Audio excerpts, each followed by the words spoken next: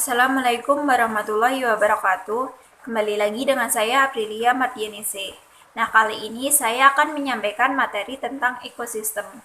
Kade dari materi kali ini yaitu 3.10, menganalisis komponen-komponen ekosistem dan interaksi komponen tersebut. Dari pembelajaran kali ini diharapkan siswa dapat menjelaskan komponen-komponen ekosistem dan menganalisis interaksi komponen tersebut. Sebelum masuk ke materi, marilah kita berdoa terlebih dahulu. Oke, kita masuk ke materi. Sebelumnya, apa sih yang kalian ketahui tentang ekosistem? Ya, jadi ekosistem itu merupakan salah satu bidang kajian yang dipelajari dalam cabang biologi, yaitu ekologi. Ekologi itu merupakan ilmu yang mempelajari interaksi antara makhluk hidup dengan makhluk hidup lain dan dengan lingkungan fisik. Hubungan timbal balik antara makhluk hidup dengan makhluk hidup lain serta dengan benda tak hidup di lingkungannya itu akan membentuk suatu ekosistem. Selanjutnya ada ruang lingkup ekosistem. Dilihat dari gambar, ekosistem itu tersusun dari komponen abiotik dan komponen biotik.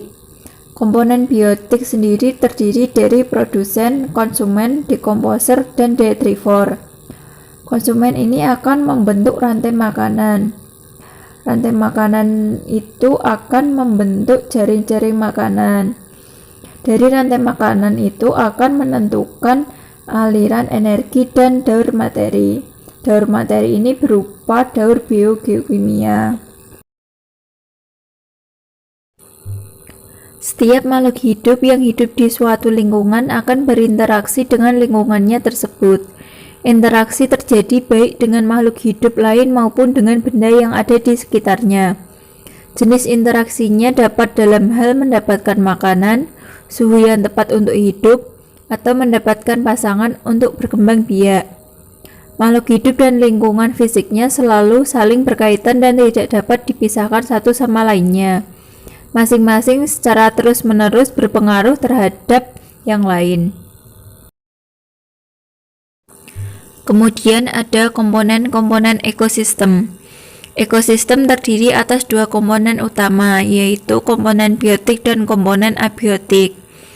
Komponen biotik meliputi komunitas makhluk hidup seperti tumbuhan, hewan, bakteri, fungi, dan protista. Setiap makhluk hidup dalam ekosistem itu menempati suatu tempat hidup yang spesifik. Tempat hidup yang spesifik tersebut dikenal dengan istilah habitat. Setiap makhluk hidup memiliki peran khusus di dalam habitatnya. Peran atau cara hidup yang khusus dari setiap makhluk hidup di dalam habitatnya disebut relung ekologi. Sekelompok makhluk hidup dari spesies yang sama pada waktu yang sama disebut populasi. Misalnya itu rerumputan di halaman rumah, itu merupakan populasi rumput, atau sekawanan sapi di lapangan merupakan populasi sapi. Populasi dapat berubah setiap saat. Perubahan populasi dipengaruhi oleh faktor kelahiran, kematian, dan migrasi. Beberapa populasi yang berbeda dari tumbuhan dan hewan yang hidup bersama di lingkungan tertentu akan membentuk komunitas. Di dalam ekosistem terdapat beberapa macam komunitas, misalnya komunitas kolam, komunitas hutan, dan komunitas pantai. Untuk komponen abiotik meliputi benda-benda tak hidup seperti tanah. Tanah itu merupakan hasil pelapukan batuan yang disebabkan oleh iklim atau lumut dan pembusukan bahan organik. Tanah memiliki sifat, tekstur, dan kandungan garam mineral tertentu. Tanah yang subur sangat diperlukan oleh organisme untuk memenuhi kebutuhan hidupnya. Tumbuhan akan tumbuh dengan baik pada tanah yang subur. Selanjutnya ada udara. Udara itu terdiri dari berbagai macam gas, yaitu nitrogen, oksigen, karbon dioksida, dan gas-gas lain.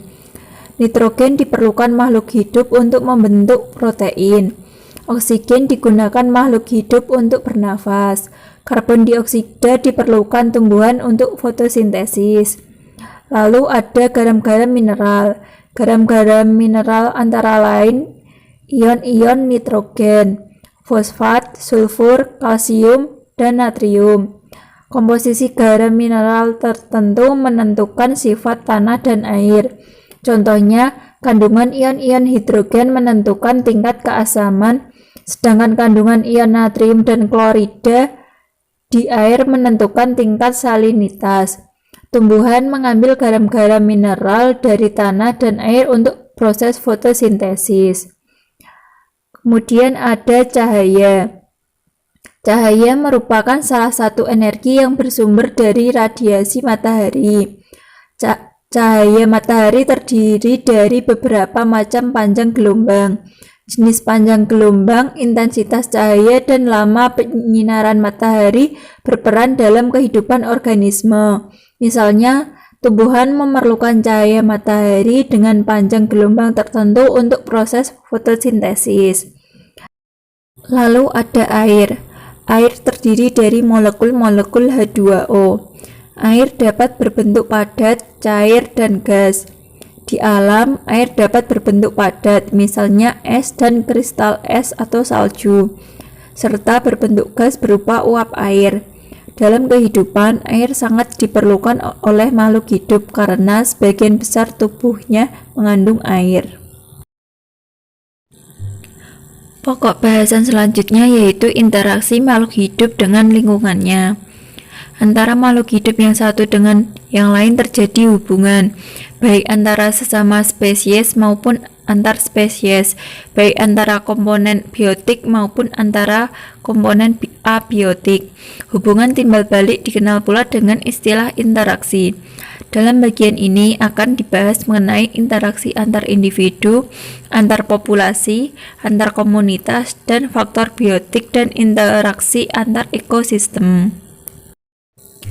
Pertama, ada interaksi antar individu membentuk populasi. Sekumpulan makhluk hidup dari spesies yang sama hidup pada suatu waktu dan kawasan tertentu, serta saling berinteraksi membentuk populasi. Karena berasal dari spesies yang sama, maka individu di dalam populasi mempunyai potensi melakukan kawin silang yang akan menghasilkan keturunan yang fertil. Contohnya itu populasi padi. Suatu populasi dapat dikenali dengan adanya ciri-ciri memiliki kesamaan morfologi, memiliki kesamaan fungsi fisiologi, dapat melakukan perkawinan silang, dan dapat menghasilkan keturunan yang fertil. Kedua, interaksi antar populasi membentuk komunitas. Interaksi antara populasi yang satu dengan yang lain dalam suatu areal tertentu membentuk komunitas. Contoh komunitas adalah komunitas hutan hujan tropik yang di dalamnya terdapat berbagai populasi tumbuhan, reptilian, burung, mamalia, mikroorganisme, dan cacing moluska. Kemungkinan interaksi beberapa makhluk hidup dalam sebuah komunitas sebagai berikut. Terdapat kompetisi. Kompetisi merupakan bentuk interaksi dua makhluk hidup yang mengakibatkan kedua makhluk hidup tersebut mengalami kerugian. Kebutuhan hidup yang sering diperebutkan tersebut antara lain makanan, tempat berlindung, tempat bersarang, sumber air, dan pasangan untuk kawin. Kemudian ada predasi. Di dalam sebuah interaksi antar makhluk hidup terdapat hubungan satu spesies memakan yang lain. Dalam hal ini konsumernya disebut predator, sedangkan spesies yang dimakan dikenal dengan mangsa. Predator adalah makhluk hidup yang memperoleh sumber-sumber yang diperlukan dengan memakan makhluk hidup lain. Selanjutnya ada simbiosis. Hubungan yang dekat antar dua spesies makhluk hidup berbeda disebut simbiosis yang berarti hidup bersama. Interaksi simbiotik meliputi bentuk parasitisme, komensalisme, dan mutualisme. Nah, simbiosis parasitisme itu merupakan bentuk interaksi yang dapat menyebabkan satu pihak mendapat keuntungan, sedangkan pihak yang lain menderita kerugian. Contohnya itu tali putri yang tumbuh pada inangnya. Kemudian ada komensalisme. Simbiosis komensalisme ini merupakan bentuk interaksi yang menyebabkan satu pihak mendapat keuntungan, sedangkan yang lain tidak terpengaruh. Contoh interaksinya itu adalah kehidupan ikan remora dan hiu. Selanjutnya ada simbiosis mutualisme, yaitu bentuk interaksi yang menyebabkan kedua spesies sama-sama mendapat keuntungan.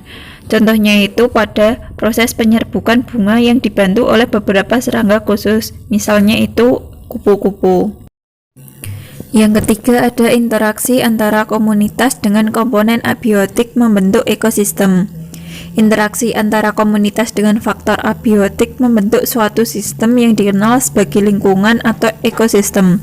Interaksi tersebut dapat berupa proses memakan dan dimakan sehingga terjadi pemanfaatan energi dan daur ulang materi.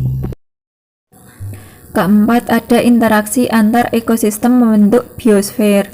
Di permukaan bumi, mulai dari dasar samudra hingga puncak pegunungan yang tinggi, serta beberapa ratus meter lapisan udara di atasnya itu terdapat berbagai macam ekosistem yang saling berinteraksi. Ini merupakan lapisan permukaan bumi yang dihuni organisme yang saling berinteraksi. Lapisan permukaan bumi ini dikenal sebagai biosfer atau ekosfer. Nah, sampai sini sudah paham kan? Yuk kita simpulkan materi kali ini. Jadi dapat disimpulkan bahwa ekosistem itu terdiri dari dua komponen. Yang pertama itu ada komponen biotik yang merupakan komunitas makhluk hidup. Yang kedua ada komponen abiotik yang meliputi benda-benda tak hidup. Selanjutnya, interaksi antara makhluk hidup dengan lingkungannya itu ada 4. Yang pertama, interaksi antar individu membentuk populasi. Yang kedua, interaksi antar populasi membentuk komunitas. Yang ketiga, interaksi antara komunitas dengan komponen abiotik membentuk ekosistem. Yang keempat, interaksi antar ekosistem membentuk biosfer. Sekian yang dapat saya sampaikan. Tetap jaga kesehatan, tetap semangat meraih cita-cita kalian. Sampai jumpa di video selanjutnya. Wassalamualaikum warahmatullahi wabarakatuh.